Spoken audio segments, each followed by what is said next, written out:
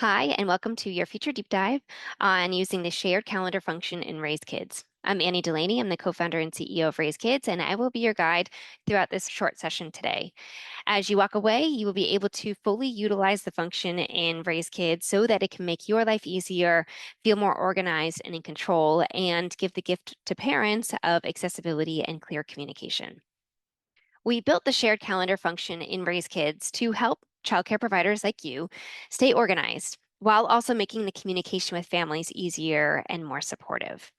As you know, you juggle countless dates from closures and special activities and having to send reminders for events because parents rely on clear, consistent information to plan their days. That the shared calendar in Raise Kids creates that one trusted place where all those important dates live. It then reduces those last minute questions to you or chances that things get missed. It helps providers like you save time and feel more confident while giving parents peace of mind and a clearer window into the upcoming important dates for their child and their care and your routines.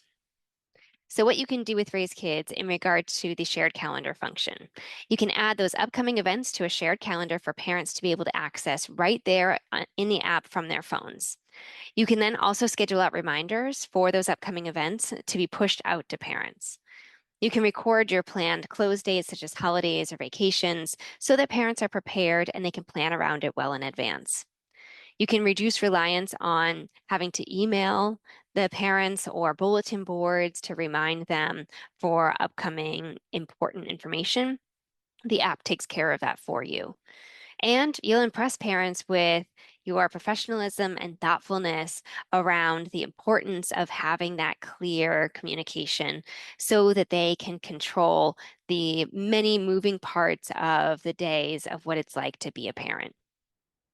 So some dates that are important to remember that you might want to utilize the scheduled events function for.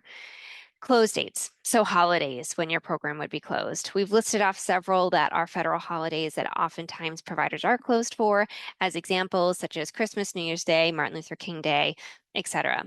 You may also have some early release days, so perhaps the day before Thanksgiving, Christmas Eve, day before Christmas Eve.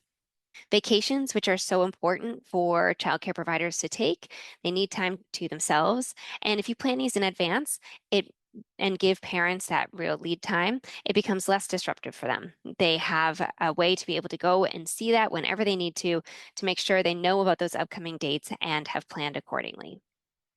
Professional development days, so perhaps you're taking workshops or you have a conference that you're going to, or perhaps you're just taking a day, a couple times a year to make sure that you are caught up on anything that you need to be the professional that you'd like to bring to your program. Quarterly placeholders for doctor's appointments, whether it's dentists, annual physicals, things to make sure that you are taking care of yourself proactively. Family events such as holiday celebrations, perhaps annual get-togethers that you host for the families, perhaps as a graduation or a moving on ceremony that you can mark down in advance so that parents can make sure that they are there in attendance to support their child and participate in the program.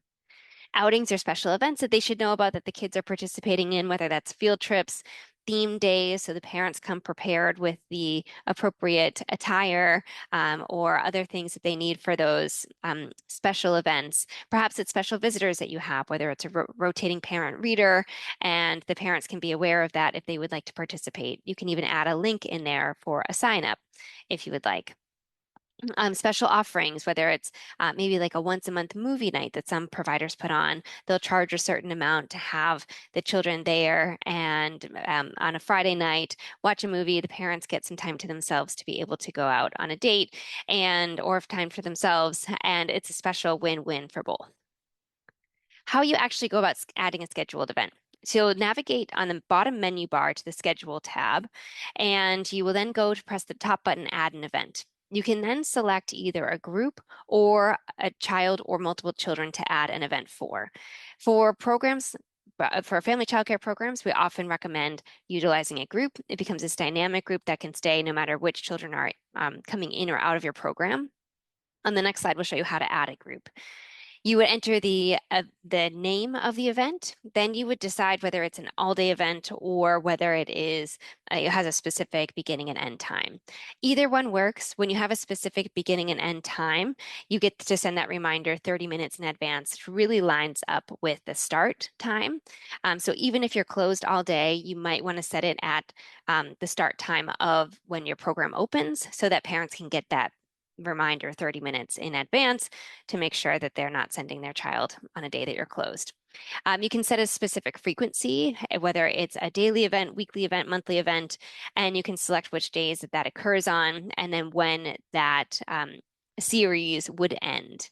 If you don't, which oftentimes many won't, it would just be a one-time event. You would just continue with none. You can also optionally add in the location, which often, of course, parents know your location, but if it's something like a place where you would meet or field trip, you could add that in. You can also optionally add in notes. So for instance, here for our Valentine's breakfast, we're saying to bring your favorite breakfast pastry. And then we're also marking off the reminders to send one day before the event as well as 30 minutes before the event to make sure that parents have that information right in front of them for convenience so that they can make it. On the last slide, we just talked about how you would add the scheduled event, and we also talked about utilizing the group to do so, which is a great way of making sure that it's a very low maintenance to have to take care of the information in the app. As you add children to your program, you'll add them to a group, and then the parents that are part of that group can then see whatever scheduled event that you have already set up for the program. So the way in which you would add a group, which we highly recommend for any program, is to go to the menu bar in the top left-hand corner of the app, which will look like here. You press that, it expands into this menu offering, and you'll navigate to Program Tools. You expand that down, and you'll see Groups is the first option there for you to pick. You select Groups, and then you'll be brought to a screen where you then press Add a New Group, and here you'll enter the group name. We recommend it to be the name of your program, whether it's Little Tots Family Childcare, whether it's Bugs and Butterflies, Blooms and Flowers. The name of your program will go there, press Add Group. Then you'll be brought to a screen where you can select the children and caregivers who you would like to group together. And so the children, you press that and it will bring you to a screen that looks like this, which will list out all children that are in your program right now that you have added to the app. And you press select children, and then it will display the radial dials under each, where you can then select one or more of them to be part of that group. I would keep it simple. Most family childcare providers are fine with just utilizing one group, unless they are distinct enough groups. So for instance, if you have a program that runs with a specific set of kids Monday, Wednesday, Friday, and a different set of kids Tuesday, Thursday, you might want to use two groups, and then you would tag them appropriately in each. We've given the flexibility in case programs operate that way, but most of the time we find that just one is sufficient. And so you would go and select all of the children to be a part of it, save that, and then know that going forward, when you add children to the app, it will then give you an option of tagging them in that group right away. So you don't have to navigate back here to adjust that group.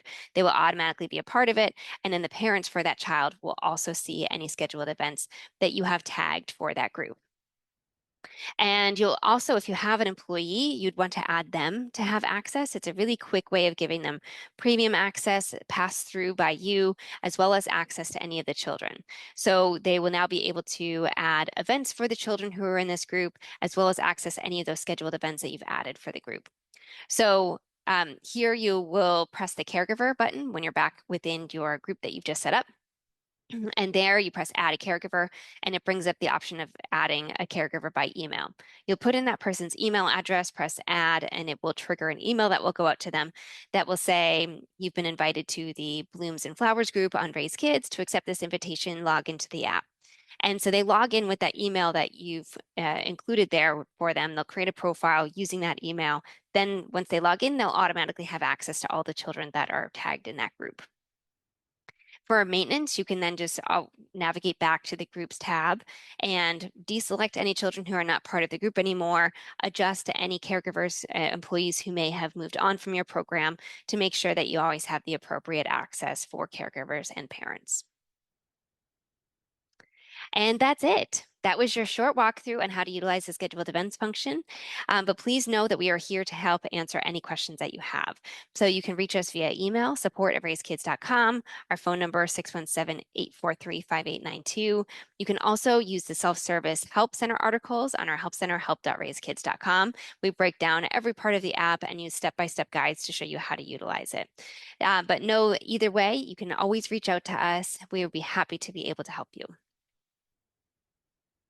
And if you're new or just getting started or you need a refresh, utilize our quick 5-minute get started video that gives you a walkthrough of all the steps you need to know to get logged in, as well to get a lay of the land and understand the different functions of the app and where you might want to go next.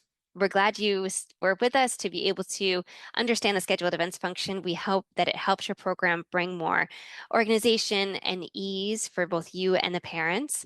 And we look forward to seeing you at future sessions.